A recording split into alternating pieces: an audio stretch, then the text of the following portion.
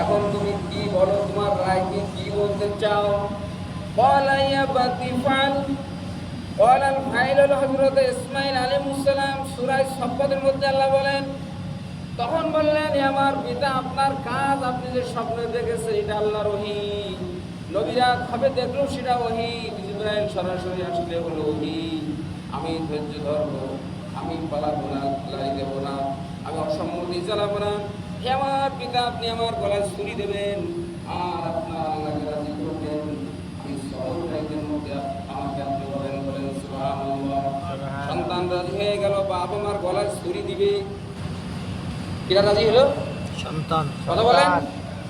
সন্তান রাজি হলো। 7 থেকে 9 বছর বয়স, ছোট্ট একটা মানুষ বাপের প্রস্তাবে রাজি হয়ে গেলেন। সে জানে যে আমার বাপ ছাগল গরুর মতন আমার জবে করবে আল্লাহর নামে।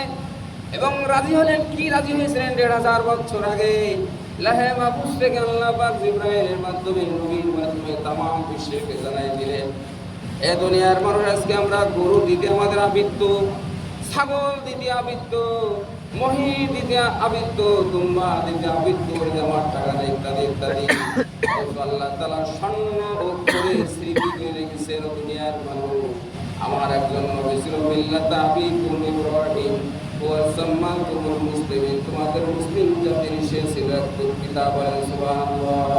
সুবহানাল্লাহ। কুরবানি করলেন, কিভাবে ছেলেকে শোয়াইছিলেন, সব সূরা সফফাতের মধ্যে আল্লাহ তাআলা কোরআনে বললেন।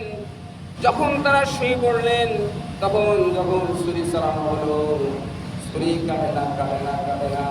এরপরে এই দৃশ্য দেখে ফেরেশতারা চিৎকার করে আল্লাহকে বলেছিল, আল্লাহ এই দৃশ্য আমাদেরকে দেখায় না, আল্লাহ তুমি মাফ করে দাও। সঙ্গে সঙ্গে আল্লাহ রাব্বুল আলামিন জিবরাইলের মাধ্যমে জান্নাত থেকে একটা ধূপ বানিয়ে ওই ছুরির তলের থেকে ইসমাঈলকে সরাইয়া সেখানে আল্লাহ তাআলা জান্নাতে ধূপার ব্যবস্থা করে দিলেন। তার পরীক্ষা করার পরে যোগ্যতা ছিল, ইতিহাস সাক্ষী দেয়, হযরত ইব্রাহিম সাল্লাম যখন ছুরি চালালেন লাস্টে, তখন তিনি ভাবলেন যে আমার ছেলে জবাব হয়ে গেছে।